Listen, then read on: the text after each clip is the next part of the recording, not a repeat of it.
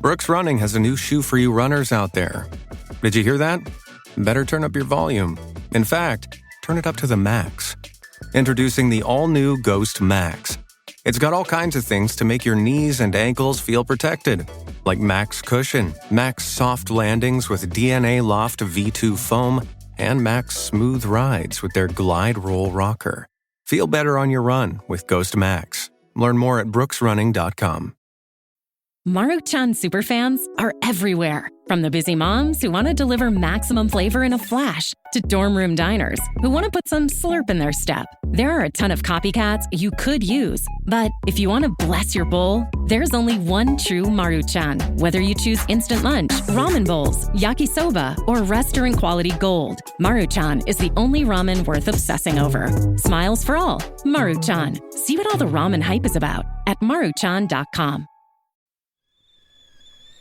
The kettle's boiled, Vic. Great. Perfect timing. Just a dash of milk for me, please, mate. Here you go. Shall we get started then?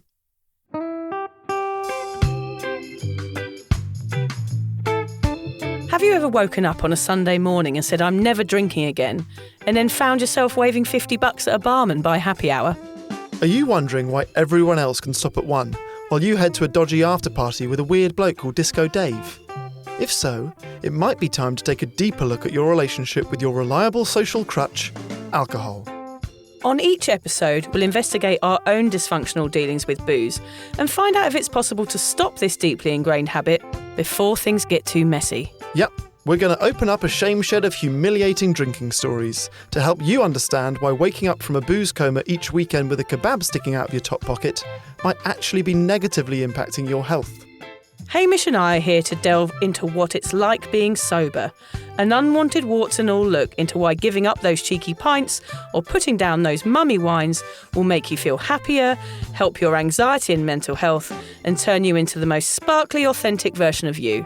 Won't that mean I become boring though, Vic? Well, Hamish, we'll just have to wait and see. I'm Victoria Vanstone. I'm Hamish Adams-Cairns. And this is Sober Awkward. So what is your favourite chocolate, Alan?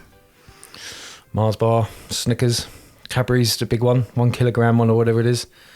Toblerone? Toblerone, yeah. Anything. Whole Toblerone from the airport? Yep. Yep. With a packet of minstrels? Yep. You polish it all off, will you? Minstrels. Minstrels.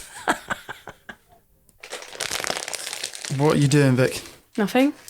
You're hiding something there. What is it? Nothing, Hamish. Just a limp ball. Don't worry about it.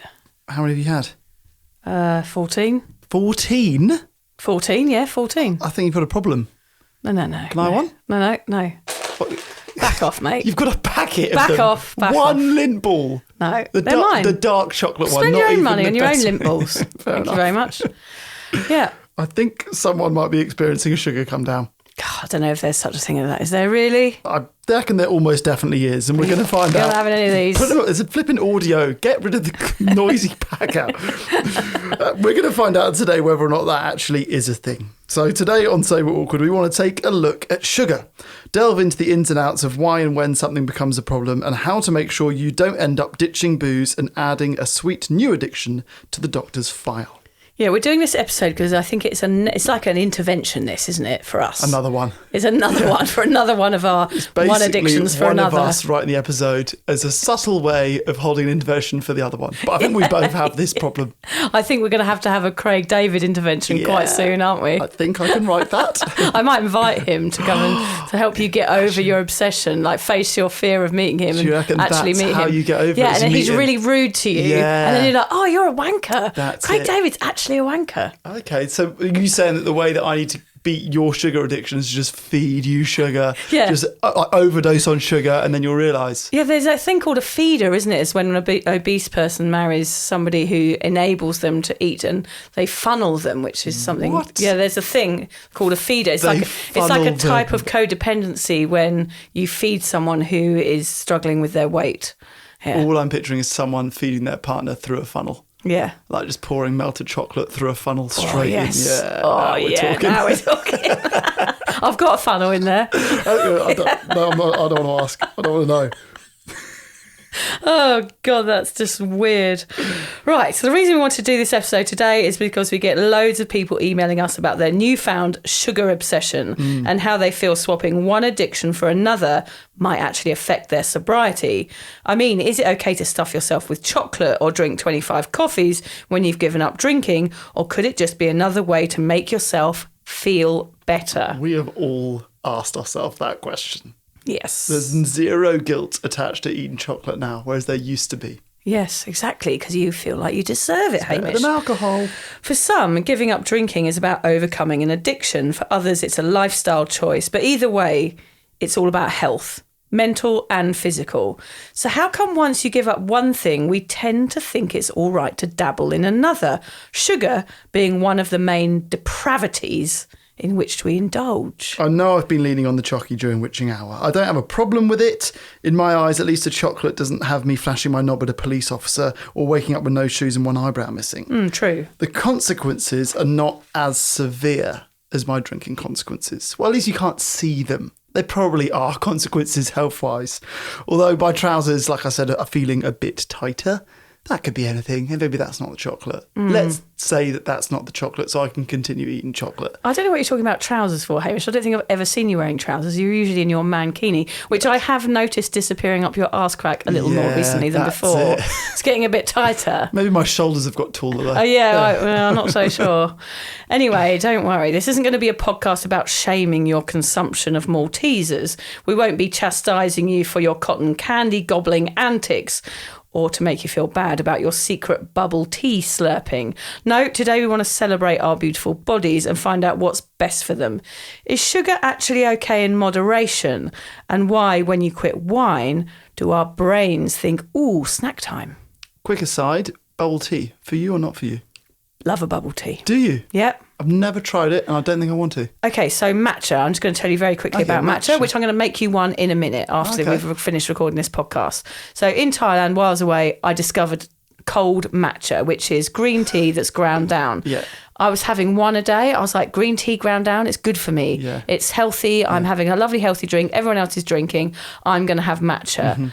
I was, they're quite sweet. I was like, oh, it's just milk. It's just sweet tea.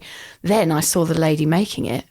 Condensed milk being poured into the top of it. I was like, no wonder I like it. Yeah, yes, it's sugar.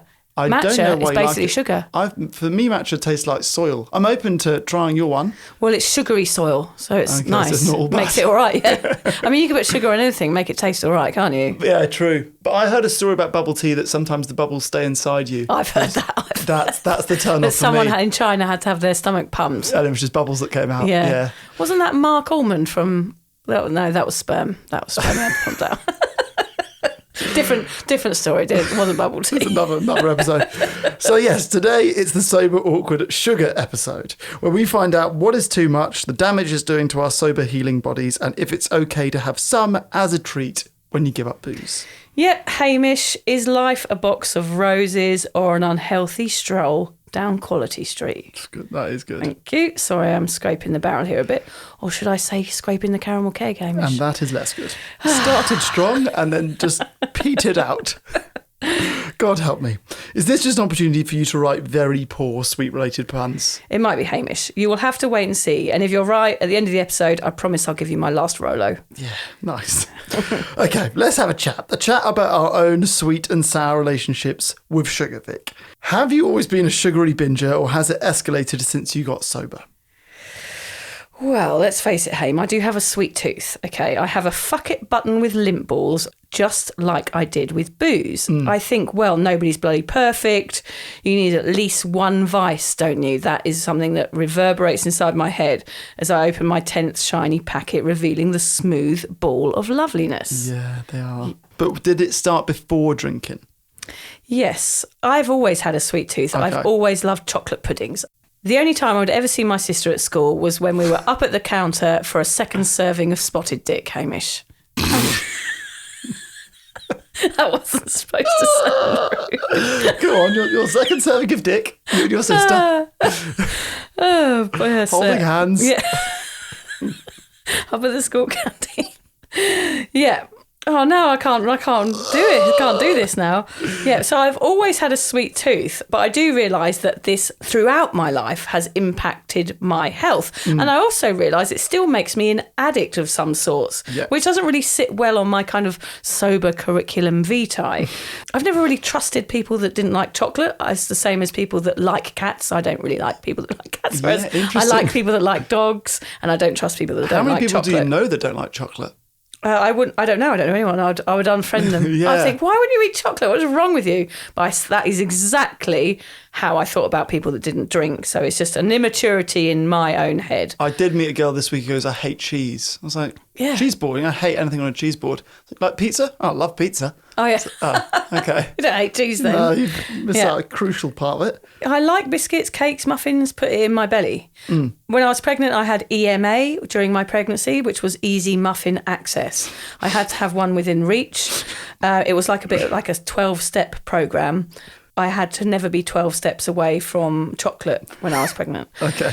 Craved fizzy cola bottles, not pickles. Yep. I was always having a sweet tooth in every pregnancy. So basically, I had diabetes, Hamish. Yeah. Throughout my pregnancies, I had to inject my stomach with insulin. Well, there's an interesting point. Because pregnancy, you're not drinking, did your sugar intake go up? Definitely. Similar to when you actually gave up drinking for good? Absolutely did. Because in the evenings, I didn't have wine, so therefore I had a piece of chocolate. Yep. I'm on the cusp of having diabetes now, have been since my last child, which was 4 years ago.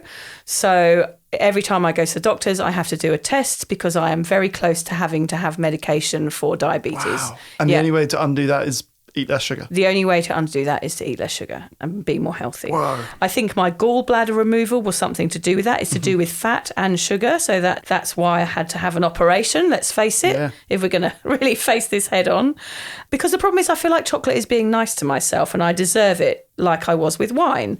Until I overdo it and feel sick, I never feel good after eating loads of sugar. It's true. I wanted to talk a little bit here about my English manners. So this is a situation that happened this week. Since the matcha teas in Thailand and getting home from holiday, I've tried to go sugar-free. So I had a really good week last week where I didn't have any sugar. And then I invited some of the sober crew from the big Sober Awkward fans. We sometimes have meetups here on the Sunshine Coast. They came over for a cup of tea on Friday morning last week. The lady arrived. She had baked melting moments. Okay, which are biscuit with cream inside with biscuit on the other end. It's like a double biscuit combo, right? It's a triple chocolate. It's a triple. It's even a quadruple. Okay. Sugar intake is huge inside that. So this is something I have a problem with, which is where my English manners come into play. So I have given up sugar completely, like I used to with wine, and then somebody offers you something because they've kindly gone to the effort to make you a sweet treat or buy you a nice bottle of champagne. It's exactly the same situation. So therefore, I ate 3 biscuits because I couldn't say no because I didn't want to offend her. What would you have done in that situation? If you were going no sugar and somebody had baked you something that morning that was still warm, that you know you're not supposed to be having, and they've gone to the effort for you with love, and then they hand it to you, you cannot. You're like me. I'm the same. You wouldn't say no, would you? My fuck it button would have been hit. So I wonder what percentage of English people listening to this podcast go, we need the thing. Don't offend the person. Yeah, can't say no to a biscuit. No, particularly if it's baked. That's taken time. They haven't just bought that. I know. Yeah. I need to be more American about it and just go, I'm not doing sugar right now or something like. I'm sure she would have been very accepting of that. It's just maybe you need to do a podcast about making it very clear that you're sugar free, and then people will know. Like no one's buying you a bottle of wine now when we come for dinner. True. Right? You've been screaming about sobriety long enough. So this is the challenge that we might have to take on. We'll talk about it at the end, but we might have to do that and talk about it now so everybody knows. So don't be baking me no cookies. No. Okay, so do bake cookies, but do them sugar-free, please. We're not going to turn down cookies. What's the fucking point in that? Okay, sugar-free cookies. Come on, Hamish. I just want cookies. Yeah, I just want cookies. I'm very aware that my sugar intake is high and it's causing me health problems. I try and do clean eats as often as I can, but it creeps back in. As you do say, I don't get panic attacks or flash my boobs at police officers like you said, or wake up in strangers' bed after eating a packet of tree ball mints, for example. Yeah. So that part of me makes it... Tree ball mints? That sort of makes... sitting? Yeah, crazy days. But that sort of makes it okay. So I sort of make eating chocolate or make eating sugar okay in my brain. Even when I try and be healthy, it sort of slips in like the condensed milk in the matcha. So it's not good. My relationship with sugar is as toxic as my relationship with alcohol. Yeah. It's just that the consequences aren't as confronting. I've got 2 questions. Firstly, is it every day that you eat a chocolate or a sweetie? I would say, well, at the moment, I'm not eating any chocolate. Yeah. But it probably means I have 3 handfuls of nuts, which is probably really bad on Yeah, that. that's probably right. We'll do the fat episode next. Yeah. I would say if I'm not on a clean eating thing, I am probably having maybe 3 bits of chocolate a night. Okay, well, that answers my second question. My second question was going to be, once you start, can you not stop in the same way that your relationship with alcohol? You know, could you have 1 square of chocolate and call it a night? Yes. Okay, so interesting. I need that chocolate, Yeah. that 1 or 2 bits, but I'm not one who goes mad and stuffs And the whole goes, "Screw it, packet. have the whole No, thing," unless yeah. it's Easter or Christmas. Yeah. Or someone's Or birthday. your birthday, Yeah. or National Blue Day. Yeah. I always find a reason to eat chocolate and an excuse to not stick to my diet. Yeah. I don't say diet, I say lifestyle choice, Hamish. We don't say diet on this nice. podcast. Like me in hypnobirthing, we don't say contraction, we say surge. Yes. It's all just wordplay, but we enjoy it. Yeah. For me, slightly different story, as I said. So my relationship with sweets started from a young age. Yeah. Liz sees this as child cruelty. So we were not allowed sweets in the house. We were not allowed chewing gum. The only time that we ate chocolate was if my parents had a dinner party. We were like upstairs by now, and someone brought, say, you said Quality Street, right? And there's the one Quality Street that everyone hates. Usually coffee flavoured or coconut flavoured. Fairly safe bet. Strawberry as well. People don't like strawberry I quite like that one. So no one around the table wanted it. So my parents would shout for me or my brother. We'd come down, eat the shit one, but felt like it was a huge treat. That is child cruelty. Is it child cruelty? Yes. And I think the result of that can go one of 2 ways. Either you rebel and you just gorge yourself on sweets for the rest of your life because you were deprived as a child, or you maintain that. And actually, for me, chocolates I do eat, sweets not really. Like fizzy colour bottles you mentioned. I don't buy sweets anymore. If I go to a kid's party and there's some sweets there, sure, I'll have a fizzy colour bottle. But yeah, I've not bought a packet of Haribo or wine gums, anything like that, for like years and years and years. Yeah, I do think you grow out of those sort of sweets. You tend to go for like a more, well, you sort of convince yourself that a higher quality chocolate is the more adult thing to do. Yeah. Like lint balls, exactly. Yeah. Also, I guess for me, when I eat sweet things now, it's chocolates, it is ice cream. After dinner, most nights, have an ice cream or a frozen yogurt cream thing, ice cream thing. And then I think really that like the more I got into fitness, the less I ate sweets. So 2015, I did a year of lots of marathons and stuff. And that year I happened to also give up soft drinks. And I also drank much, much less booze. Have you drunk a lot of soft drinks throughout your life? Because that's not something I've ever done, is Not drink really soft as drinks. a child, but yeah, I probably. Oh, it's a good hangover cure. Yeah, of course. So plenty A of Coke. like Dr. Peppers and Cokes when I was hungover. Yeah, we thought it was a good hangover cure. I'm not sure that's actually I reckon true. it is short term. It It's just a gives you- huge hit of sugar. It's just the sugar. Yeah. Exactly, that's what it is. And it's drinking some liquid that's not alcohol. So I reckon, and it's just in your head. You think that's working. The kids were drinking a lot of soft drinks in Thailand, and we allowed them to have one a day because we're on holiday, which doesn't even sit well with me. No. But we noticed in Thailand there's all these different types of Fantas, like red, orange, green, and another one. And we found the green one, for some reason, the E numbers in it must be different to everything else.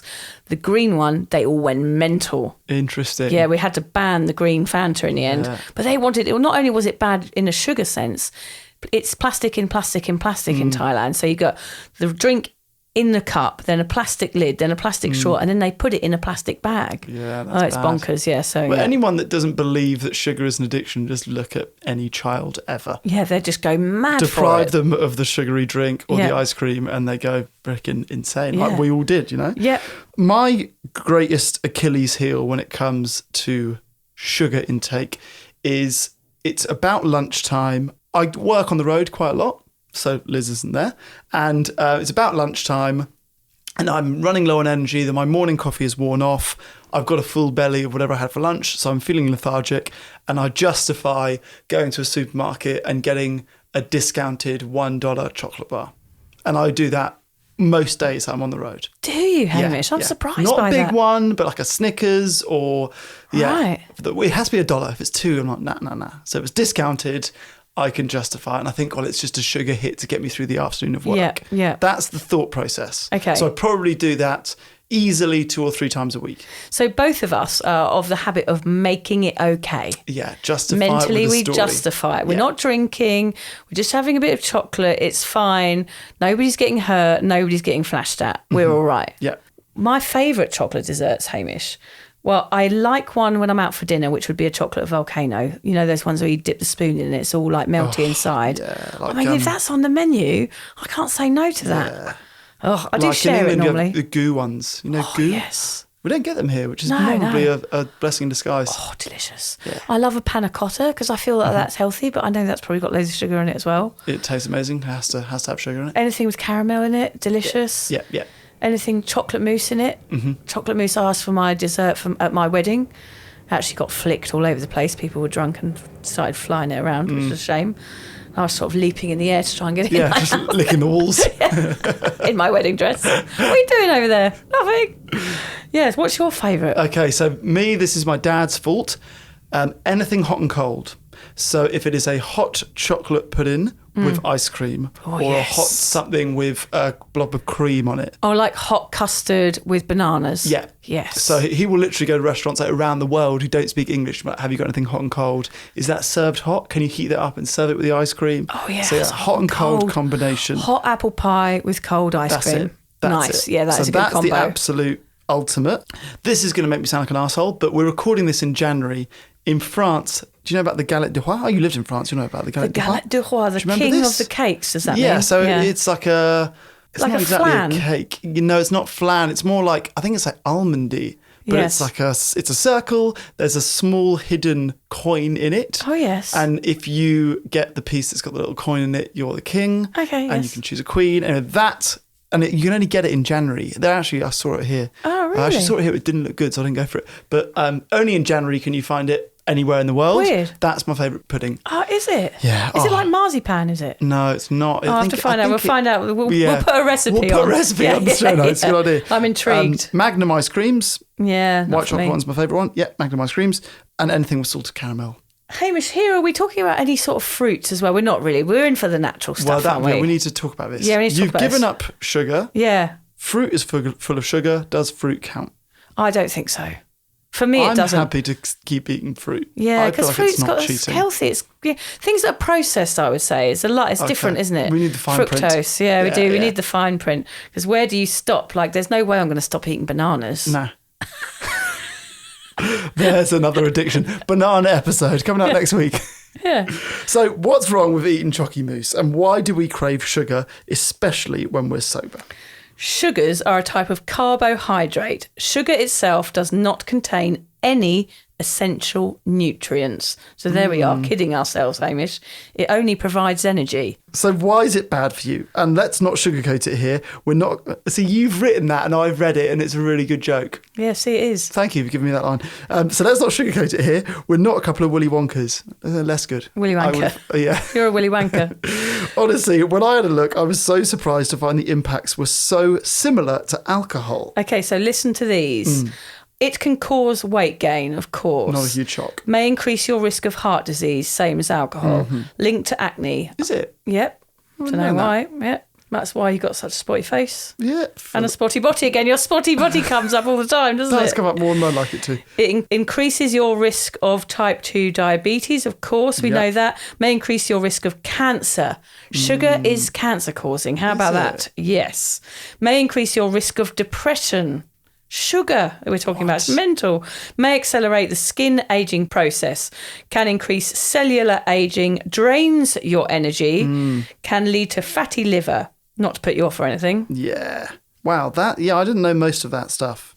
Can put on weight, diabetes I'd have known, cancer, depression, bad for your skin, drain your energy. I guess it does long term, doesn't it? Well, yeah, because you peak and You have then the you kind of crash. have a crash. Yeah. I'll tell you about, we just went camping with these friends of ours who've got 3 kids and they were allowed an ice cream every day. And every day I watched them go mental. How long? Just a couple of minutes after finishing it? I set a timer. Oh, well done. So they, by about day... Remind me not to go on holiday with you. Sorry about that, yeah. I'm just here judging your parenting, not saying anything. So I set a timer, 25 minutes. 25 minutes for the intake, yeah, right. I said 25 minutes, these kids will be kicking off. Yeah, so it's like a drug high. It's probably about the same as alcohol and drugs there, 25 minutes, yeah. And I saw them one day, they didn't let them, they said you're misbehaving and not having them, and they lost it. It was like... Oh, so they still got the fallout because they couldn't have it, so it was like a withdrawal. Yeah. God. Yeah, so basically it's bad for you, which I must say, what's your name? Hamish. Which I must say, Hamish, fiddlesticks. I don't know why I've put that in there because I swear like a trooper most of the time. Why have I put fiddlesticks? Kept that very PG. Fuck this. That's annoying. I don't want it to be bad for me. But why is everything that's bad for you? Why does it make you feel so nice? With chocolate, for me, it's the melting point. Yeah. That perfect melting moment like that girl brought round. So, Hame, when you stopped boozing 6 months ago, did chocolate shout at you from the pantry or was it just a whisper? Let's just have a moment. Let's just have a moment for that joke. Do they need to be English and know that whisper is a type of chocolate to understand that joke? I mean, I wrote that joke and I had to almost like go and step outside for a moment because I think it was like my peak, my writing peak. You did call me and said, "Hey, I think I've written the best joke I've ever written." I'm just going to repeat it for everybody there. Go on, in case you missed it. So, just in case you missed it, when you stopped boozing 6 months ago, did chocolate shout at you from the pantry or was it just a whisper? Boom. It is your best. Thank you very much. Carry on. Let's move on. I've now actually thought of the pudding that I was thinking of earlier. Oh, yeah. Again, I don't know if I should share this as a recipe. Not a whisper, but Mars bar. So what you do is, you have vanilla ice cream. And this is my mum used to make this. Vanilla ice cream. And then on the hob, you melt Mars bars just with a splash of milk. And what happens is when you pour that melted Mars bar sauce onto the ice cream, it goes hard. Oh, yeah. Like magic. Ice magic. It was the chocolate. Ice magic was the squeezy thing you had in England. You squeezed on ice cream and it was minty flavoured and you cracked it. Yeah. Yeah, same thing. We had a lot of that growing up. Delicious. Yeah. Anyway, not anymore. So I think on my first night of sobriety, instead of having a beer, I decided to treat myself with some sweet nibbles. Right? I actually do think it was a lint ball on that occasion. I decided that I deserved something nice for being such a good boy. I assumed that chocolate was better for me, and like you, I decided a teeny weeny vice was okay. But soon my need grew and I found myself buying more snacks at the supermarket in the afternoons. It wasn't just an after dinner thing anymore. And once I popped, I guess that has continued. I've not shaken off that habit since I got started. I think it's a psychological trick saying, don't worry, it's just a little bit, it's better than booze. You can start the diet tomorrow, one gummy snake won't hurt. It's just like alcohol and that naughty moderation pixie all over again, only this time he looks a bit like the Haribo bear. Haribo? Haribo. It is German, maybe it is Haribo. So why do we get these sugar cravings so badly in sobriety? Well, there are many reasons, Vic. Let's have a look. Okay. So to start with, alcohol and sugar both boost our levels of dopamine. We've spoken a lot about dopamine on this podcast. That is the reward chemical in the brain, which triggers feelings of pleasure. So when we stop drinking, we might crave sugar to trigger the dopamine release we were getting from alcohol. I told you earlier, I've listened to this podcast at the moment. Huberman Lab interviewing a doctor called Dr. Anna Lemke. She's written a book called The Dopamine Nation. And she says in it takes about 30 days. It's about dopamine, but really it's about addiction. She says it takes about 30 days to get over an addiction.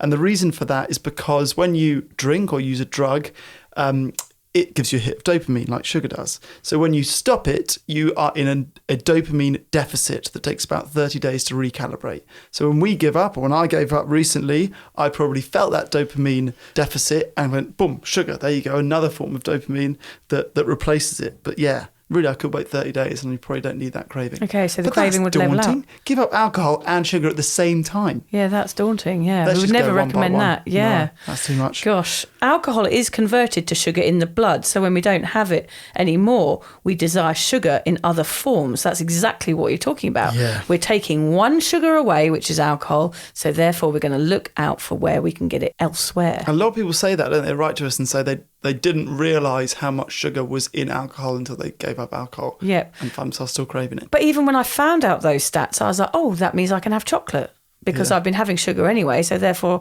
I can still have sugar now because I'm having it in a different form. I would like to know, in blocks of chocolate, how many blocks of chocolate are in a beer, wine, cocktail. That would be a scale I would like to see. Okay, wait a second. Let's look that up quickly. If you would like to support the Sober Awkward podcast, we're excited to announce that we've joined Patreon. Patreon is a membership platform which allows you to give back for the content you love. By buying Sober Awkward a cuppa once a month, we can keep the giggles coming and continue sharing our sobriety message. By joining Patreon, you get access to Sober Awkward merch, extra content, special promos and loads more. Just find the link in the show notes or head to patreon.com and search for Sober Awkward. And together we can learn how to feel the awkward and do it anyway. So actually, Hamish, I just looked it up and there's about 200 calories in the average alcoholic drink and about 500 to 1,000 calories in a dessert. But of course, you never normally have one drink. So let's say you have 5, that's going to be 1,000 calories, which is going to be the same as one dessert. So actually, they're pretty much the same. So you're going to be searching out the same amount of sugar as you did with alcohol. Interesting. So yeah. Actually, knowing that now, I know we're talking about calories rather than sugar. I would have thought initially I've given up booze so I can eat lots of chocolate. Yeah. Whereas actually, there's a lot of sugar in chocolate and not that much sugar in booze. Yes. So actually having 2 chocolate bars is like having 10 drinks. Yep, sugar-wise. So it's a bad replacement. It is a bad replacement. Yeah. It's an unhealthy replacement, unfortunately. It's not necessarily the healthier option It's in definitely terms not. of sugar. Well, safety-wise, it's different. It's hard to weigh up, isn't it? Yeah, Safety-wise, addiction-wise, like sugar's going to be better. We'll talk a bit more about that in a minute. That's the first time we've ever paused an episode to do research on the go. Yeah. It would be about sugar. Sugar's the only thing we're interested enough to pause and research and then relay live. Because we know it's bad, but we keep on doing it. But we keep scrolling through the internet trying to find articles that tell us it's good. Please tell us it's okay. Oh, funny. Psychologically, if we've been using alcohol as a treat or reward, we need to find other treats and rewards to replace it. Sugar often becomes an alcohol replacement after meals, in the evening after a hard day's work, or at weekends when we want something to look forward to. Sure does. Why? God, just I because guess it's a really easy treat. one, isn't It's it? the treat, yeah. It's the feeling of a vice and feeling of you've still got something that's yours. Yeah. That's my special moment to have my little bit of chocolate and no one can annoy me. It's just my little moment to myself. Yeah. It's a control thing as well. It's fucked up. Some scientists argue that sugar in itself is addictive because of the dopamine effect, of course. The more we eat it, the more we want it. Sure. Sugar can also help alleviate boredom. If alcohol used to do this job for you, then it makes sense that sugar could fill in its place. For sure. So let's have a refresher. Oh, sorry. That is a good... There are so many good ones in this. I think maybe this is your... Yeah. This is like your perfect episode. I put subtle ones in there that I knew Yeah. you wouldn't get. Refreshers, and just that- in case anyone doesn't know, is a type of sweetening. It's like, yes, this is really going to appeal to the UK audience. These are all quite niche UK sweets. 80s sweets. What was the mint we talked about earlier? I was Tree like, bore mints. no one's going to know Tree what bore that mints is. are a mint a bit stronger. Stick 'em up your bum and last a bit longer. Did you used to sing that at school? No. Okay, let's carry on. You didn't have a lot of friends at school, did you? True. That might be why. The reason you get sugar cravings after quitting alcohol is all in the brain. Eating sweets causes your brain to release dopamine, the reward-based chemical that makes you feel good. Alcohol also gives you a hit of dopamine. When you quit alcohol, your body knows it can reach a similar state with sugar. Now, there There some... are other Go on. ways to get dopamine. I Yeah. don't know if we say it later on, but yeah, exercise, Yes. meditation, Sex. yeah, body touch.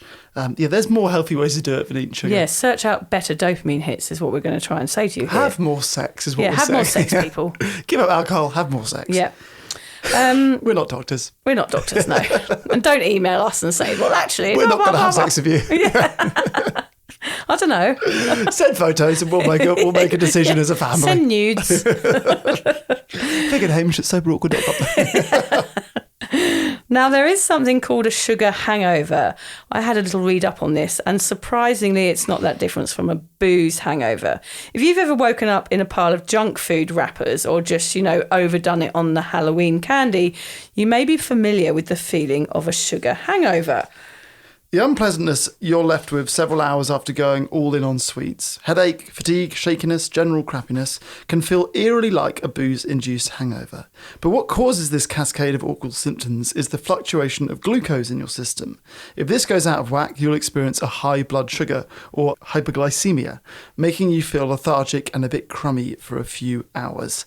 Now, I think I've been experiencing this a lot since going sober. So we often talk about the smugness of sobriety, which I usually or expected to feel the morning after big events when everyone is hungover.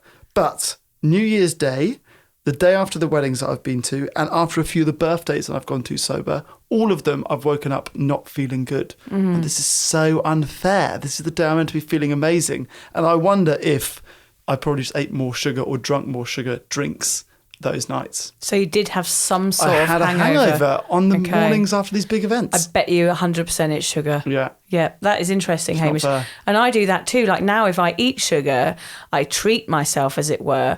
I get a headache. I get a headache straight away within half an hour. And I say to my husband, I've got a really bad headache. He said, you just had 10 lint balls. Yeah. I'm like, well, surely that's all right. Why would that give me a headache? But it's because I don't do it often. And then I indulge in it and I get a reaction to it. And it's my body saying, please don't do this to me, like it was with alcohol. But I just choose to ignore it because the pleasure outweighs the pain. Yeah, the short term. Short term, yeah. Do you think sugar intake is bad, Hamish? Let's really talk about this. Do you need some sort of ice cream intervention? So I've not reached panic levels yet. So we don't really have any snacks in the house. We don't keep bars of chocolate in the house, really. We only buy the paddle pop ice cream, which is very low in calories, if it's on sale. So we always have paddle pops in the house as long as they're on sale. Yeah. And they are fairly good for you. Basically, you're a bit tight, aren't you, with your chocolates? Like, you want paddle pops on sale, you only spend $1. Well, that's just another way of justifying it, isn't it? Okay, like 'cause it's making cheap. it hard for yourself.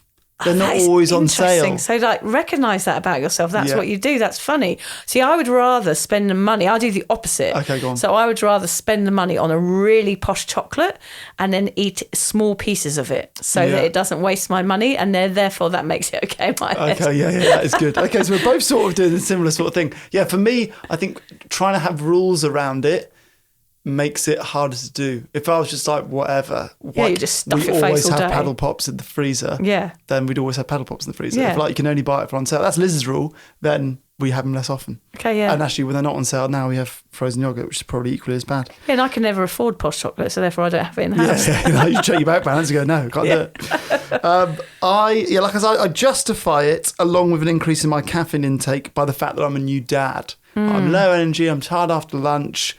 I'll have a chocolate or have a second or even a third coffee. That's cool. I'm a new dad. I'm allowed to do that. Right. So again, sort of Excuses. finding ways around it rather than maybe addressing the actual problem. I've always been good at avoiding soft drinks. I've never been a huge soft drink drinker, like we've said. Ice cream after dinner is an Achilles heel. Like I said at the beginning, because the guilt has been removed from eating sugar, it could become a slippery slope. It hasn't yet. I'm not worried about it yet, but it could easily get worse. Because of giving up drinking. Because I'm not drinking. I'm a picture of health. Yeah, I don't know. What about you?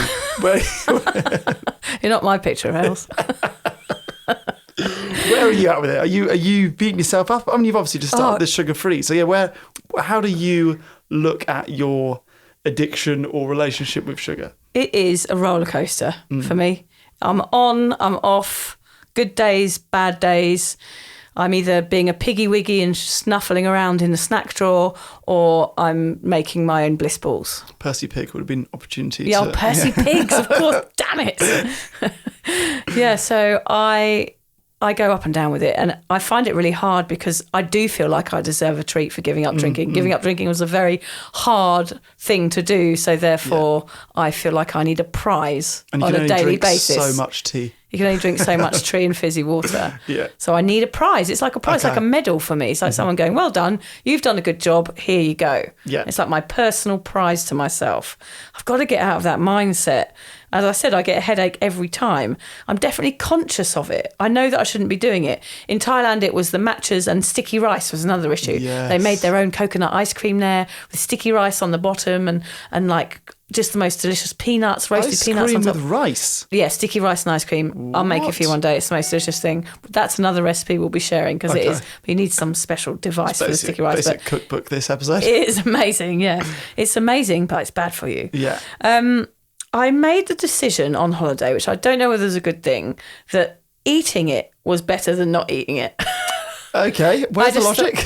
The logic was, this is so delicious that there is nothing in this world that is going to stop me eating it. Yeah. No matter if I put on weight or I get diabetes, this is so delicious. Therefore, I don't care anymore because my life is not worth living if I don't eat this every day. Wow. Yeah. Spoken like a true addict. Yeah. Isn't that mental? That is mental. Yeah, I made a mental decision. I've thought about it. I said to John, nothing is worth not doing this. I guess where I would have gone with you is I would have gone, we're in Thailand. Yes. You know, we're not going to be back here every year. Yeah. They're the masters at making this delicacy. Yeah. We'd be missing out on the experience if we didn't eat it. Yeah. That's how I would And I'd be like, yep, okay, I'm in. Yeah, you don't need Any convincing. excuse, yeah. So basically, when I left for holiday, I was feeling really, really fit. Yeah. And when I Doing came lots of back, gym. I wasn't. I started eating sugar while I was away. I went from feeling really fit and healthy, not eating sugar, to eating sugar on holiday and feeling a bit shitty about myself the whole time. Okay. About my body and about eating sugar. It generally makes me feel pretty crappy about myself. And it's a mental thing. It's like a self-loathing thing. Why are you doing this? And then I find myself doing it again. So it was the same with alcohol. I hated it, but yet I kept on doing it. So I'm clean eating again now, obviously. I need to give myself a break sometimes. So therefore, when I go really hard on the clean eating, I'm like, well, why am I doing this? Life's for living. Yeah. Again, making excuses. And then I allow a treat to sort of slip into my life. I need to be better at then stopping it. Maybe like having one a week or having a set time where I can go, right, I can have a chocolate now. I don't know. We could so easily be talking about alcohol, couldn't we? I know, that's what's so interesting about it. I know. What you're talking about there is moderating. Yeah. You're talking about that treat. You're talking about just at weekends. Like, this could easily be alcohol. It is the same. It's a drug. It's like, it is a drug. I mean, I'm sure it is. Is it registered as a drug? Probably not. No, probably not. It should be. Yeah. God, surely being sober is a free pass for a sweet dessert. Hamish, are there any benefits of eating Brussels sprouts instead of sugar in sobriety? No. See, that's the thing. I think at the end of this episode, we should be going, well, you know, there are lots of other ways you can treat yourself that aren't sugar, but I don't know what they are. No. You know, like, we should be able to give advice, but Go for a walk. yeah, go for a walk. I did a poll on Cuppa. A poll? I always get that wrong, Yeah. don't I? I did a poll on Cuppa and asked our lovely Sober Awkward fans about their sugar intake. There were 5 answers, which were happy it's better than alcohol. That's what their relationship was like. 25% were said, yep, they're happy it's better than alcohol. 3% said they feel shit, it causes them a headache. 35% said, I think it's okay in moderation. 7% said, I avoid it, it's just another addiction. And 28% said, I'm worried about my consumption as I know it's bad. Yeah. So that's quite a lot, isn't it, that know yeah. it's bad. Stephanie said, weirdly for me, I eat even better now without alcohol. She says it's more about fitness. Someone says, coming 6 months sober, I've had huge cravings for the first month and then it's subsided. I think that's something that like I just definitely said. happens in early sobriety, Yeah. and perhaps it's something you sort out later. Somebody else, Amanda, said, I always felt like I had a savoury tooth until I stopped drinking. Now I eat chocolate most days, but never in excess. So everyone is really aware of their sugar intake once they've given up alcohol. The truth is, cutting down on sugar will make you happier. Or should I say, less flaky, Vic? Oh, yes. Good one, Hamish. Well done. It's okay. I'll allow that one. If you eat a packet of digestives instead of downing a bottle of wine, then that's a good thing. But long term, that won't be sustainable. You will feel unhealthy, and that fact in itself could actually turn you back to drinking. I think we actually need to get out of that mindset altogether. You know, go, well, it's not as bad as booze. Well, there you go. Well, I drink a bottle of wine every night, but it's better than me doing heroin. You know, like Yeah. it's not a healthy. It's not a healthy mindset, no. To always compare it to is it disastrous size? There's a word for that. Disaster size, yeah, There's a something word, like that. Yeah. And also, having something to make ourselves feel better, which is what you do with any drug, with anything that you put into your body. You're often doing it to take yourself into a different state of mind, hoping that you're going to feel better. So I think the message is here that you've got to learn to feel okay all the time without putting anything into your body that's going to affect your mood. And that is a big statement to say, because some people have to take medication for depression or other things. But really, in the long term, I think not putting anything in your body that's going to affect the way your brain chemicals work or any changes in your body and brain, then that's going to be the best thing to do, is to actually not put anything into your body and live on this more content line rather than this up and down with highs and lows. Absolutely. Sobriety, especially early on, is shaky ground. So anything else that makes you feel like a bit moody or depressed might actually lead you back into what you've given up. I know when I do pig out on sugar, I feel like I've let myself down, and mentally that's not a good place for a sober person to be. It's risky. I think a Risk is a type of chocolate bar, Hamish. Is it? Yeah, Risk was a one in the 80s. Risk bar. I'm sure you're not thinking of that game. Oh yeah, that was a game, yeah. Little army We have to look that one up. Remind me to never play Risk. Yeah, it's so shit. Yeah. It's so boring. Yeah, it's not the game. What's the other one you play? Battleships. That's boring as well. It's pretty boring, yeah. Yeah, I used to think Battleships, I don't know, I bought it Do you ever recently. play Warhammer? No, that's... No, just paint them. Yeah, shit. So some shit kids games We'll around. write a list of recipes and a list of shit games in Sober Notes for this one. Yeah, there you go. Never play Kaplunk. There you go. Oh, Kaplunk's okay. Yeah, Kaplunk's pretty good, actually. I'll give you a go in a minute. Feeling bad about yourself will mean that you want to feel better, and you'll search out that dopamine hit, just like booze. The trick is to accept a level of comfort in life that doesn't involve the need to make yourself feel better. Exactly what we just said, Like you just said. You might also want to try lots of other common ways of increasing your dopamine without stuffing your face. Like we said, exercise, meditating, having a massage, having some sex, getting enough sleep. All of those things can increase your dopamine more naturally than lint. Yeah, Lint. Mr. Lint. Mr. Damn you, Lint. Right, my problem is, Hamish, that I start something like clean eating or a specific exercise group or a routine, and then I get bored, a bit like Battleships. I reckon this is common in anyone that has got that has a history of being addicted to booze. Yeah. Like, not good at being bored. Not that is good. basically what drives most people to alcohol. Yeah. And because your brain is overworking all the time, so you want something to kind of bring you down, don't you, and relax you. I start to lose all my good intentions because I can't find the variety I crave or the satisfaction that I'm after. Alternatives to sugar can be bland for me, and I get fed up of being a goody two-shoes. Yeah. You're gonna get addicted to bananas. That's what's gonna happen on this sugar-free month. It's hard to be good all the time, though, isn't it? I mean, I know I feel much better when I feel fit, but if I do go off the rails and gorge on caramel popcorn and jelly babies, I've learned not to worry about it too much. You don't beat yourself up. Sugar is way less toxic than booze. It's perhaps just a newly sober phase. You're still healthier than you would have been if you'd carried on drinking, and maybe you'll address this in a month or 2 months and slowly chip away until you're at a stage where you're okay, feeling fine all the time. Yeah, I think if you have to think of sobriety as a timeline almost, and there are so many different stages of it. There's the early part where you might lean on sugar because that's just what's at hand and that's easier and that gets you through a craving. Brilliant. Then there's the next stage where you start to find yourself and understand your body and mentally heal a little bit. Then you can lessen with the sugar. And then there's kind of the bit where you saw 3 or 4 years in where you start to completely feel confident in yourself and be strong enough to be able to make the changes with things like sugar and not do it anymore. Yeah. Yeah, so there is a timeline. So you've got to respect that timeline and adhere to it in some ways and know that it isn't going to be forever with something like sugar and just have a plan for that timeline. Yeah. And you can be kind to yourself. That sugar thing might take years. Yeah. It might not be 1 year sugar and the next year learning. It could take different for different people. Yeah. I know for me, my sugar consumption has definitely lessened with each year of sobriety. The longer I am sober, the less sugar I eat. Isn't that funny? It's weird, but true. I'm just more aware of my own health and I don't want to jeopardise this amazing body that keeps me alive. I'm just more respectful of my body. I'm not perfect, Hamish. I still stuff my face. I hide in the fridge, stuffing chocolates in my face. I am not perfect, but I'm aware of it, which I never have been before in my life. I saw a post this week of a guy, I think he said it was like his 35th birthday, and he said he asked a group of 90-year-olds what advice they would give to someone on their 35th birthday. And there's a list of like 50 things. It's an amazing, amazing list. Never eat yellow snow, was that one? Yeah, that was the first one.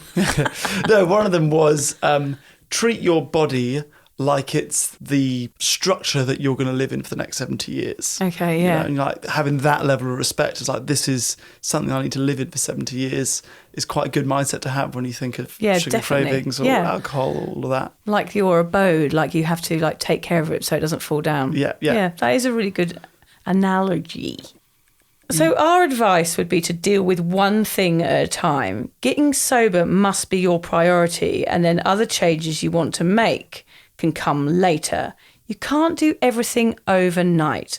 Take your time, think about that timeline, and be kind to yourself. If that involves the odd wafer thin mint, then so be it. Make healthy choices as often as you can without putting yourself under pressure. Give yourself a break. Do what you have to do to make life easier. I love the way that we're going with this, Hamish. We're always going to lean this towards. Well, yes, this has come back round to probably actually, don't eat it. It's really bad for you, but that is what this podcast is about. Actually, fuck it, just eat sugar, it's fine.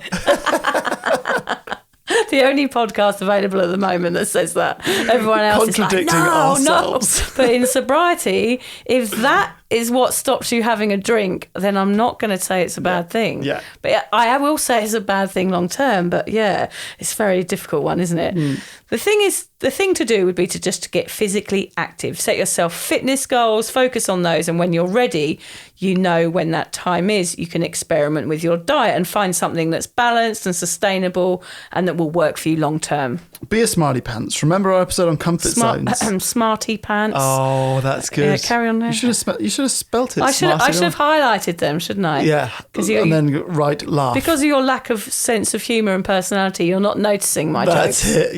Yeah, sorry about that. Do you remember our episode on comfort zones? Yeah, use the comforts, fear, learning, growth process. Maybe step out of relying on sugar to make you happy. Change the habit, replace it with something else, preferably tea or exercise over cocaine and gambling. Healthy choices.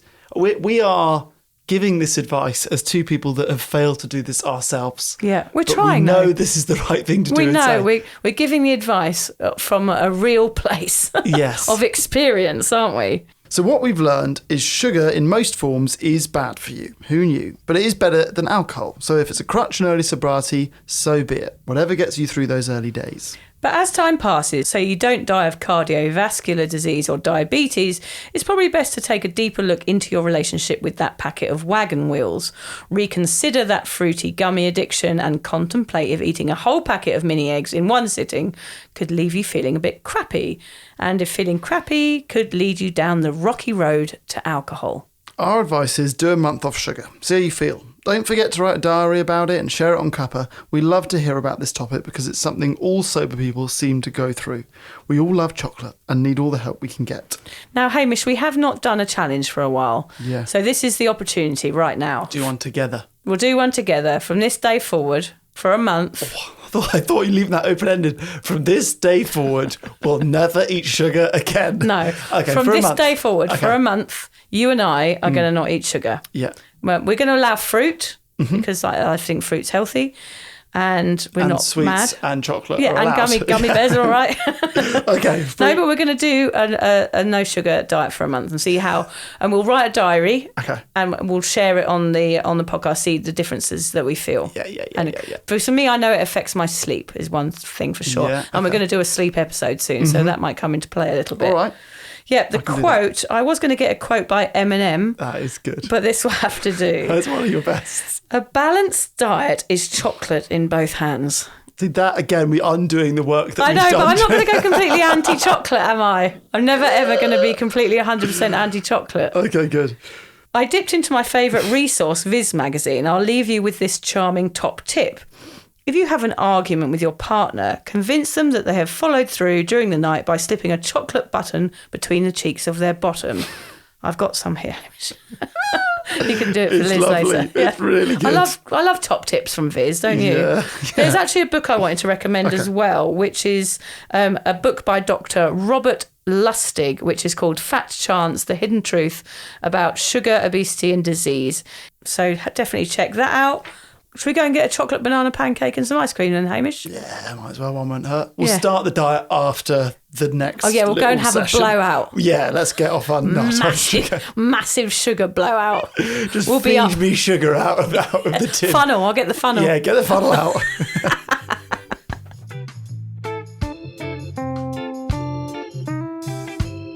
If you're questioning your relationship with booze, you're struggling to moderate, or your hangovers are causing anxiety, it might be time to reach out for some support.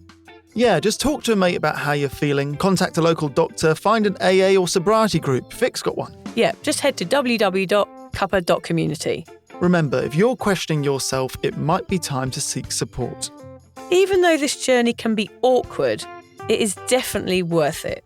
And if you've enjoyed the Sober Awkward podcast, don't forget to review it, rate it, and share it with your mates. Do they have to share it with their mates? Yeah, of course they do. I'm not doing this for nothing, Hamish. Bloody hell. How do they share it? I don't know, just write it on.